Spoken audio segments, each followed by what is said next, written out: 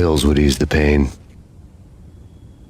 This is the first thing Max Payne says the first time you pick up a bottle of painkillers inside of Roscoe Street Station. While this can be dismissed as a throwaway line, simply describing the use of a health recovery mechanic, it would be the first, and at least in my experience, the only time a healing item would play such an integral part in the development of a character. It was there, in the decrepit subway, that Max's true development began.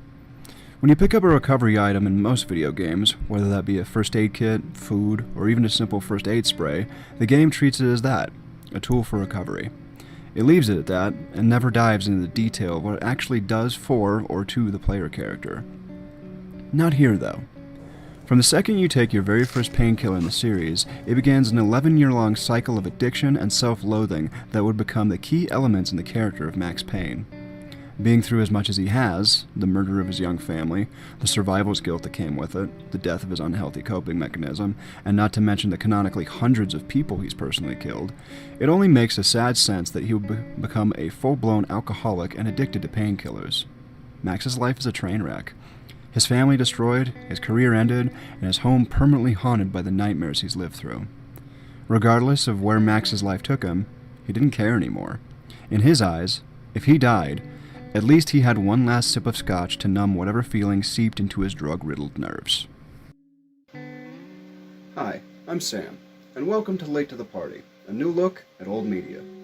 Today, we will be talking about Max Payne, but more specifically, Max Payne as a character and his personal growth and development when it comes to the last entry in the series. This is less of a review of Max Payne 3, and more of a look back at the memorable aspects of that game, and why I personally believe Max Payne as a character deserves to be talked about more, and why the writers simply don't get enough credit for him.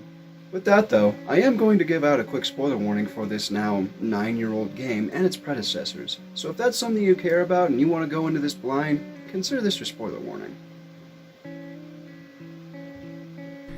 If you have no knowledge of either of the first two entries, here's a very brief recap. Max Payne was a young police detective living in New Jersey with the American dream come true. A large home in the suburbs, a loving wife, and a newborn baby. That dream suddenly turned into a nightmare when one night his family was slaughtered by drug addicts sent from forces unknown, and his world is torn apart. Michelle! Freeze! NYPD, drop it! The first game consists of Max going undercover with the DEA to not only find the source of this new street drug, but also to fulfill his revenge on those responsible for his family's murder, getting caught up in a government conspiracy along the way. The second game then takes place 2 years later. Max goes back to the NYPD, and one night, a femme fatale from the first game shows back up, leading Max to make stupid mistakes trying to protect her, including murdering his own partner. The game ends with his unhealthy love interest/coping mechanism dead, Max's career being shamed for taking the side of a fugitive, and after all the series of events leading up to that point, Max is left with nothing more than his own torment and survivor's guilt, having fallen even deeper than before. And while I'm leaving out an insane amount of detail, that is where Max is going into the final entry. Broken, alone, and incredibly depressed. Hi, this is Mona. What's your name? I just need someone to talk to. Honey, this is a phone sex line. All we do is talk. Right. After initial reports of a recast, James McCaffrey once again returns to lend his gravelly voice to the character, delivering heart-aching monologues and badly timed jokes at every turn. In the first game, a lack of budget forced the appearance of Max to be based on the likeness of series writer Sam Lake, and due to that game's explosive success, developers Remedy Entertainment used the likeness of professional actor Timothy Gibbs for the second entry. Here, though, Max Payne is now voiced, modeled, and portrayed via motion capture entirely by James McCaffrey himself, solidifying his overall legacy towards the character. And personally, regardless of growing up with the series and playing them all in order, McCaffrey is the one I think of when I think of Max Payne. But I take shot in the head over a slow roast on a spit any day of the goddamn week. The first half of the game has Max drinking his way through each mission, half blacked out and drifting like a ghost of a man who once had everything. Even if the events of the game didn't take place, the kidnapping didn't happen, and the conspiracy is untrue, Max says it best. He's trapped in a country he doesn't speak the language of, he's forced to be around people he can't stand, and he seems to be the only one who acknowledges the slums down below through the strobe lights and coked-out partygoers he's being paid to babysit, all while being on a 4-drink minimum. When it comes to being a bodyguard, he can't muster up 1 single gram of responsibility during the job, but God help you if you're the one who made shit go south. Rockstar Games Vice President Dan Houser once said it best. He wants to be a thinker, but he's much better as a doer. When he thinks, he gets wrapped up in himself or makes mistakes. When he acts, he is brilliant, almost superhuman. That is his character, and the dichotomy between the two is the reality of his life and at the heart of the game. He cannot seem to move forward emotionally, but physically, he is relentless. This is especially present in the early stages of the game.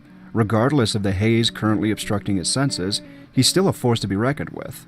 Whether it's through years of experience or sheer dumb luck, his bullets find their target, and he manages to walk away with his life every time.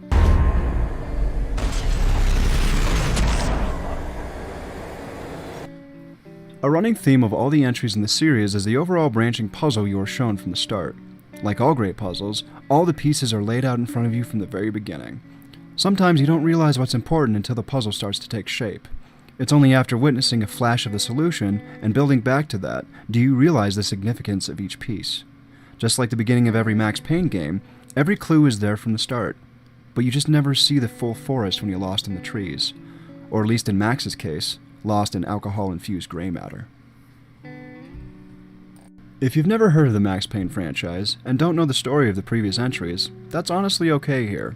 Because the story is told in a non-linear fashion, flashbacks are shown and discussed in various portions of the game, both to remind returning fans of a past once lived, and to give fresh players a vague idea as to why Max is such a haunted and depressed man drunk on cynicism and self-loathing. And where key details of the previous games are mentioned, the finer why details are left out, prompting newcomers to fill in the dots themselves. While yes, the stories of both other games are engaging unto themselves and deserve to be discussed at a later time, not knowing these stories isn't a deterrent here.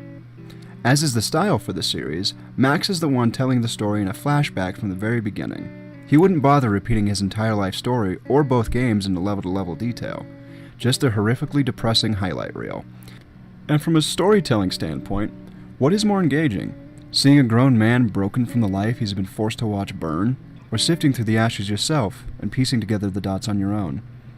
There is no wrong answer, but regardless, in most game sequels, characters aren't really shown to suffer too much from their past actions. Their story was told and they move on with their life. Characters are rarely shown to have any mental or psychological scars that follow them. They might mention the past events briefly, but they don't hold on to them nearly as much. But Rockstar Games did something bold. They chose to truly humanize Max. They chose to continue the series in real time. It's been 9 years between the second and third entries, and in that time, Max has spent his days lounging in a dive bar blocks from his home. When it comes to visual media, great writers know when subtle details can have the biggest impact. A great example of this is when we see Max's living spaces. He doesn't care anymore. In his half-condemned New Jersey apartment complex, Max keeps piles of trash and empty liquor bottles strewn about.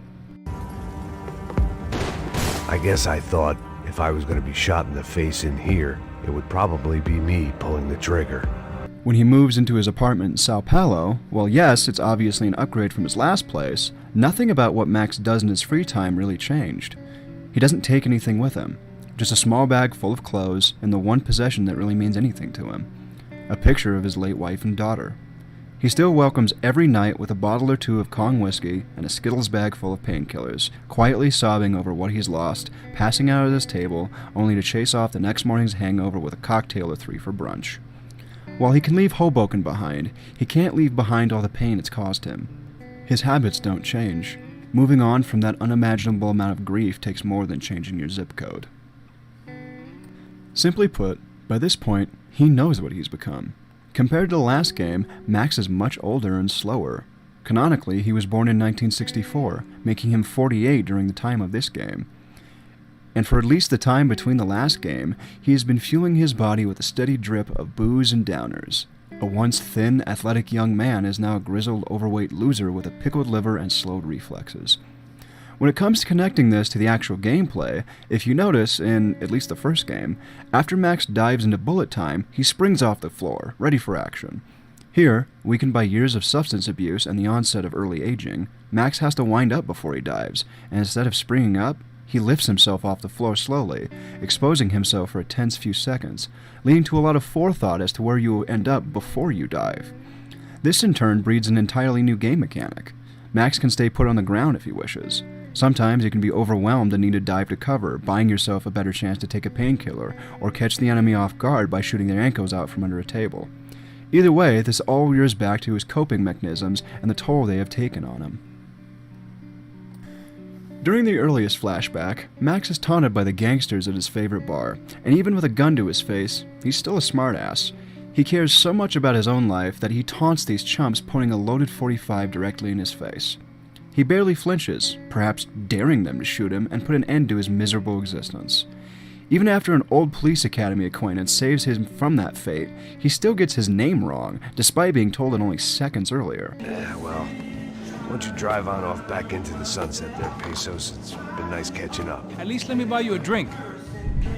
Having such little faith in life anymore, Max gets ready to stumble on home, only entertaining Passos' job opportunity due to the free drink that came with it, complete with a massive dizzying effect reflecting Max's current vision through his own bloodshot eyes. But it's in these few moments, Max is granted a little levity for the first time in years, and he almost cracks a smile. Of course, the Payne luck quickly ruins any notion of a fun time, and his little flash of heroism ends up painting a target on his back yet again, forcing him to flee from the only place he's ever known. Problem is, he has one thing left to do before he leaves New Jersey forever. He wants to say goodbye to his late wife and daughter, but is quickly forced to take cover behind their tombstone, having it blown away by mafia gunfire only seconds later, destroying what can be seen as the one anchor tying him to his past. He was either going to move on with life, or life was going to move on without him. Even though Max jokes about dying at every turn, making the player almost believe that Max wants to die, it's through Max's inebriated eyes that we see why exactly he keeps fighting here. Simply put, he's good at it. When he was in the police academy, Max was at the top of his class. As a cop, he won awards. As a DEA agent, even if he had ulterior motives, he still uncovered a massive illegal government super soldier program connected to the New York Mafia. It's no different here. He's been hired by a rich, influential family as a bodyguard, and since it's really the only thing he has going for him, it's apparent through his dialogue that he at least wants to do right by his employers. And even if those employers just view Max as an ex-cop disgraced by his previous actions, he still tries. He still tries to prove to both them and his newfound enemies that he is more than just a thug with bravado. And just as much as he wants to prove it to them, I think he wants to prove it to himself as well that he's still capable of doing some good with his life. Give him almost an impossible task, a loaded Beretta, and his signature ability to go into bullet time, and he can take on an army.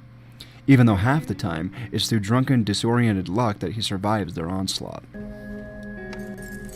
Taking the photo from the broken fragments, something caught my eye. Figures.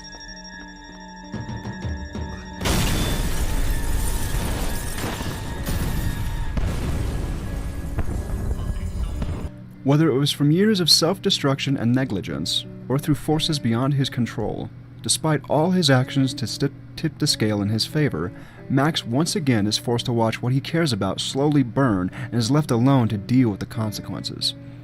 With the family he was hired to protect dying around him, another conspiracy rearing its ugly head, and nothing to show for his nearly superhuman efforts, Max finally hits the deepest point of rock bottom, opening another bottle of whiskey, prepared to block yet another night out of ever-building guilt and self-hatred. That is, until he reflected. Looking into a mirror and seeing how far he let himself fall, he decides that if he dies, he at least want to know where the bullet hit from. Max decides to shave his head both to disguise himself and, more importantly, an attempt to maintain some level of control over any aspect of his life. Personally, this cutscene, for as impactful as it is in terms of Max's development, it's almost hard for me to watch.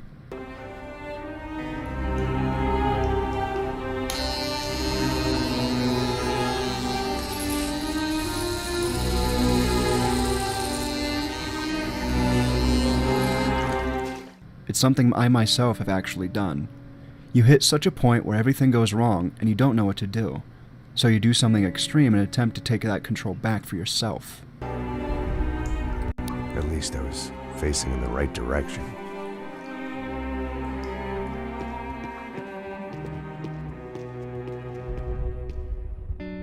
I remember a lot of immediate hate for this choice when the trailer dropped, which to be honest, I never understood. People were furious when they saw a bald, bearded Miami Vice extra bathed in sunlight instead of the trenchcoat-clad, die-hard-style police detective they knew from before. It didn't look like the character of Max Payne. It wasn't New York or New Jersey. There wasn't a blizzard or even a Tiger Stripes t-shirt to be found. It was sunny Sao Paulo. As for myself, the only question racing through my mind was, how exactly did Max end up there? While some were outraged, I was curious. You have to think about it. Where was the character supposed to go after the last game? If he stayed in the police force, either as a detective or a desk jockey, it wouldn't make much sense. Even before the events of the final game, Max had killed literally hundreds of people. Even if his actions were all in self-defense, it wouldn't fit the character or even real-life expectations for him to stay in law enforcement. So between the events of the last 2 games, he's granted a small pension under the condition he retires from the force, spending all of his free time either sitting in front of a TV or sitting behind a bar. Eventually, life finds a way of forcing him forward. I guess they helped with the grief. This is another point of humanization on the writer's behalf. If your life consists of nothing but the weight of depression over your shoulders, and you wish to change that, something has to change. Sometimes, it's as simple as changing your daily routine, your diet, or even getting a hobby. Other times, extreme change is a solution. And for Max, it's being exposed to the harsh light of day. All the missions from this point on are in the sunlight, a first for the entire series, which just goes to show that no matter what is going on inside the tornado that is Max's brain, the world in general simply doesn't care. The Earth is going to keep turning, regardless of the hardships he's gone through. From this point on, the game actually starts reflecting Max's choice. The filters and screen effects become less frequent, showing Max slowly drying out for the last third of the game. They still do make brief appearances, but only after a traumatic physical trauma, such as an explosion that may have caused a concussion, or when he begrudgingly is still forced to take painkillers that allow him to keep fighting through the numerous bullet wounds he receives. Although it's still implied that after all is said and done, if he is successful in his mission, he would be cutting those out as well. One vice at a time. After shaving his head, throwing on a glorious Hawaiian t-shirt with sunglasses, and going the only direction he knows, he decides that even if the people he was hired to protect are fractured, it's his responsibility to try to preserve the pieces that are left.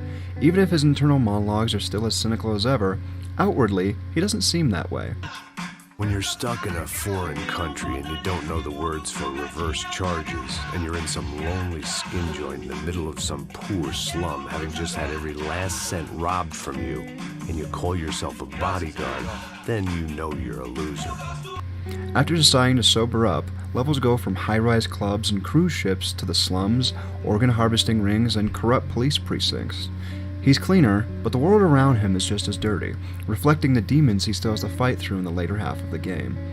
The odds are still as stacked against him as ever, but now, with a real purpose and a goal to drive him, flashes of a real hero break through. In Chapter 10, when Max and Giovanna are finally reunited, Max throws himself in front of her, shielding the recently pregnant woman from the hail of gunfire directed towards the duo. He reassures her that he will protect her, and is inspired by her ability to go on, despite seeing the gruesome execution of her own brother-in-law mere hours beforehand. Giovanna was a brave girl. She wasn't giving up. I guess that meant neither could I. Well done. Stay close and keep quiet. This shows that despite all the self-loathing and cynical view on what his life has become, deep down, Max is still a good person. He's not out simply for self-preservation. Part of not really caring if you live or die is the inherent stupid courage that comes with it. You see what this is? Come on, anybody? Want to be a hero? I got nothing to lose, let's do it!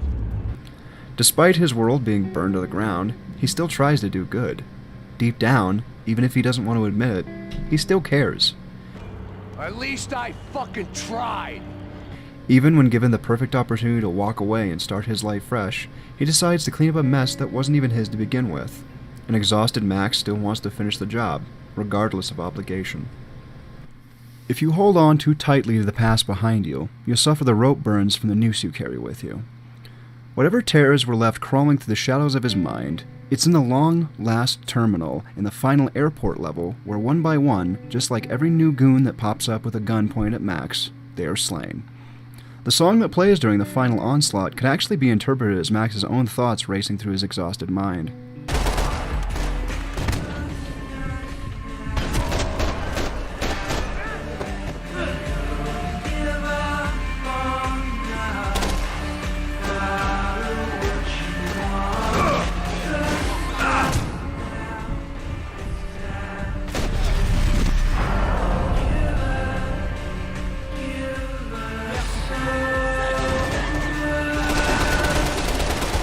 Yes, the past 14 years have brought on terrible, terrible things. But it's here, with his sense of justice returning, with his self-respect in hand, and a determination to make things right, he finally realizes it's time to let go of his past. He's finally ready to move on. And with the job done, he does the hardest thing throughout the whole series. He forgives himself. If you live in the past, you don't allow yourself to have a future. How can you if every 5 minutes you check back to check your own footprints? Now, with all his darkness defeated, Max is allowed to walk into the sunset and live whatever life he chooses to.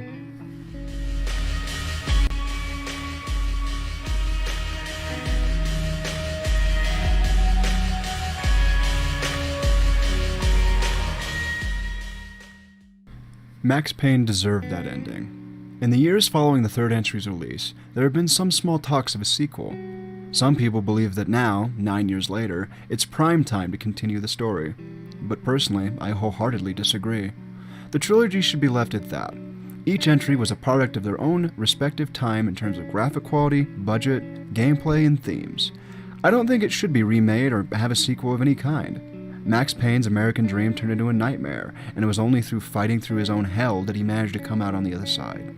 He lost everything, and now he gets a fresh start without the burden of his own guilt. Forcing a sequel simply because people enjoyed it would simply disregard the growth of the character entirely. Some stories don't need to be continued.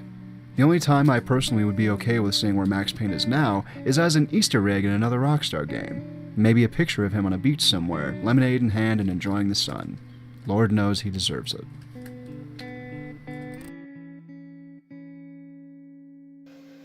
I'd be lying if I said I wasn't thinking about making episodes on the other two entries in the series, as there's so much more worth talking about when it comes to Max Payne. For now, though, thank you for watching, and if you like this, consider hitting that like button, subscribing, and sharing this on social media. It would mean the absolute world to me. I also created a Twitter account, and the link for that is in the description. But, overall, thank you again for watching. And remember, if you're late to the party, it's still going on, so you might as well enjoy yourself. I'll see you next time.